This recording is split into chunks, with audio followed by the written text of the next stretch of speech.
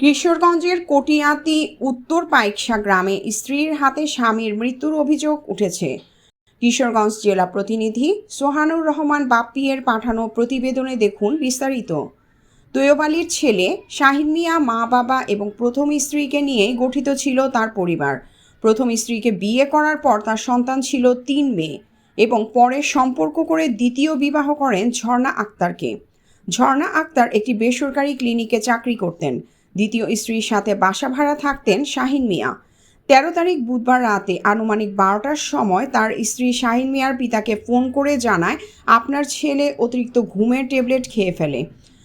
আমি সৈয়দ নজরুল ইসলাম মেডিকেল কলেজে নিয়ে আসলে পরে ডাক্তার মৃত ঘোষণা করেন। তবে আমরা তথ্য পাই শাহিন মিয়া মৃত্যুর পূর্বে তার দ্বিতীয় স্ত্রী ঝর্ণা আক্তারের সাথে ছিলেন। পুলিশ তার দ্বিতীয় স্ত্রী ঝর্ণা আক্তারকে সন্দেহপূর্বক জিজ্ঞাসাবাদের জন্য কটিয়াদি মডেল থানায় নিয়ে যায়। ছোটবেলা থেকে এটা আমি রাখছি, আমার সাথে থাকে, আর ওরা আলাদা থাকে। ইদানিং দুইজন ঝর্ণা প্লাস শাহিন, এরা দুইজন একই ইয়াতে চাকরি করতো, ডায়াগনস্টিক সেন্টারে, কেয়ার ডায়াগনস্টিক সেন্টারে চাকরি করতো। সেই সুবাদে তার সাথে বন্ধুত্ব বা প্রেম হয়েছে, এরপরে বিয়ে করছে। আমরা কোনো কিছুই জানি না। এই বিয়েটা আমি মানে নিতে পারি না, যেহেতু আগের বউ আছে, 3টা বাচ্চা আছে, আমি এটা কোনোভাবে মানে নিতে পারি না। তাই আমি বলছি যে এটা তুমি ভালো করো নাই, খুব খারাপ করছো। যাই হোক, তোমার ভালোর জন্য তুমি করে, তাহলে তোমার তুমি দেখো, আমি তোমার সহযোগী না এই ব্যাপারে, তোমার সহযোগী না। আমি করলে আগের বউ সেটা ভালো হোক খারাপ হোক, 3টা বাচ্চা আছে, সেই আমার ভূতের বউ, সেই আমার কাছে আসবে, তার সন্তানা দিয়ে আমার কাছে থাকবে। কিন্তু তুমি আমার কাছে এই বউ নিয়ে আসতে পারবো না। আর আসে না, মাঝে মধ্যে 2-1 দিন আসছিল, আইসে আবার চলে গেছে। এরপরে আর আসে না। আমার ভয় পা, মার কাছে আসে, মা খাওয়াই টাওয়াই দেয়। মা তো মা হয়, একটাই ছেলে, আর সে 2টা বিয়ে করছে, সুখ শান্তিতে নাই। আগের বউ তারে প্রেশার ক্রিয়েট করে, বাচ্চাদের খাউন খোরাক তার করো, সেই প্রেশার ক্রিয়েট করে, ছোট বউ প্রেশার ক্রিয়েট করে, মানে সে অশান্তি আছে। বিভিন্ন সময় বলছে অশান্তিতে রাখছে। আমার বিদেশ পাঠাই দাও, না হয় আমার মায়ের লাগবে। তারে কয়েকবার মা, মানে ওই যে ঝর্ণা তার গুন্ডা ফান্ডা ছেলে পেলে দেন। সে আরো 2-3টা বিয়ে হয়েছে, একটা তার স্বাস্থ্য ভাইয়ের কাছে বিয়ে হয়েছে, একটা বাচ্চা আছে। মানে তার সাথে প্রায় সময় গল্প গুজব করছে, আমার আগেরটাই ভালো ছিল, আগের জামাই ভালো ছিল, তোমার কাছে আপনি ছেলে তো ঘুমের বড়ি খাইছে, অবস্থা খুবই খারাপ, আপনি মেডিকেল আসে। আমি বললাম আমি মেডিকেল আসবো কেন? তোর ধরো সুখে থাকে ঘুমের বড়ি খাইছে, ঘুমের বড়ি খাই মরে যেতেছে গা, এটা আমার দেখার ব্যাপার না, তুই দেখ, অসুবিধা নেই। তো কই আমি ফোন রেখে দিছি, মনের কষ্টেই আমি ফোনটা রেখে দিছি। আমি তো মনে করছি যে আমার ছেলে ঘুমের বড়ি খাইছে, ঘুমের সমস্যা, এটা হয়তো পাগল ফোন নিলে আল্লাহর মধ্যে ভালো হয়ে যাবে। এরা পাঠাইছি, পরে এরা কতক্ষণ পরে আমারে ফোন দিছে, এরা যায় আমারে ফোন দিছে, আমার ছেলের ডেট। শেষ পর্যন্ত যখন সুরত হেল দেখে থানার এসআই, তখন সবকিছু দেখে লিখেছি যে আমি যখন গিয়ে এমনি দাড়ি তোলা দিছি, তখন দেখি এনো দাগ। আমি কইলে এটা কি বলার পরে সে শিহারাইছে যে সে ফাঁসি লইছে। এর আগে সে বলে নাই। এতক্ষণ তুই বলস না কেন? সে ফাঁস লয়ে যদি মরে থাকে, তাহলে এতক্ষণ তুই ফাঁসি দিয়ে মারছস। তো কত আমি সেন্টিমেন্টাল হয়েছি, মানে সবাই কান্নাকাটি করে, মানে অন্যরকম অবস্থা। আচ্ছা, আমি তো চিকিৎসা করার সুযোগ পাইছি না আমার ছেলের। আমার একটা মাত্রই সন্তান, একটা মাত্রই ছেলে, 3টা নাতি। এতিম হয়েছে, এগুলো এতিম হয়েছে, এতিম করছে।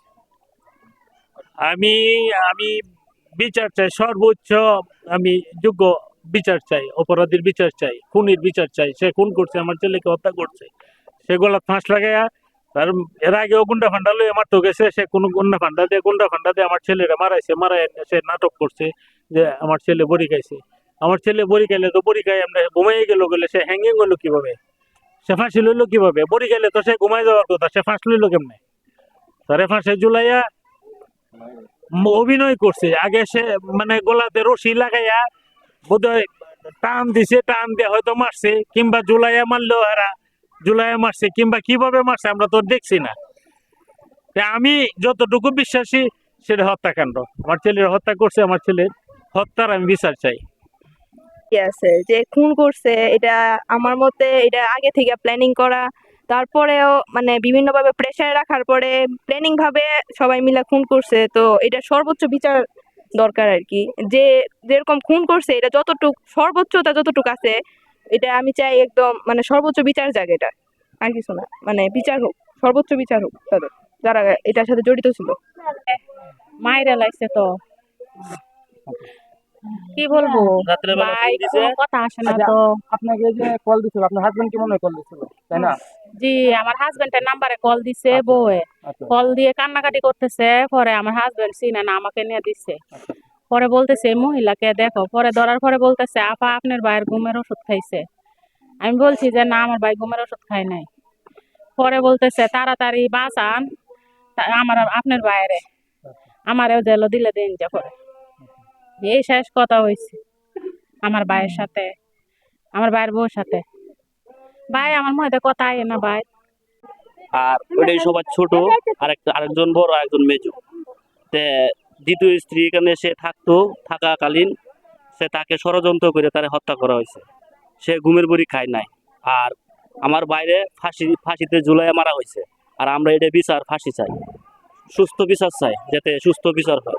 মারছে এই লোকের আমি আত্মীয় হিসাবে বিচারের প্রার্থীর কাছে আমি বিচারের প্রার্থী হইলাম যে উপযুক্ত বিচার, যেটা নাকি খুন করলে যেটা উপযুক্ত বিচারের যোগ্য, সেই বিচার চাই আমরা। ওরে যারা নাকি হত্যা করলো, এই খুনের সাথে যারা জড়িত, তাদের দৃষ্টান্তমূলক শাস্তি হোক। সমাজে যেন এই রকম অপরাধ যেন না ঘটে, সেটা আমাদের কাম্য। ওইটা আমি একজন তার মানে আত্মীয় হিসাবে বলতেছি। ওই হত্যাকাণ্ড ছেলে আমার জানার মধ্যে যথেষ্ট ভালো, আমার চাচাতো ভাই। ওর মানে পারিবারিক কলহের জেরে তার দ্বিতীয় বউ তাকে মানে দেখুন কলকৌশলে হত্যা করছে। এটা আমরা বর্তমান সরকারের কাছে সুষ্ঠু তদন্ত সাপেক্ষে মানে সর্বোচ্চ বিচার প্রত্যাশা করি। এলাকাবাসীর পক্ষে, সকলের পক্ষে আমি একজন হাই স্কুলের শিক্ষক হিসাবে, উচ্চ বিদ্যালয়ের শিক্ষক হিসাবে আমি তার সঠিক মানে সুষ্ঠু বিচার চাই।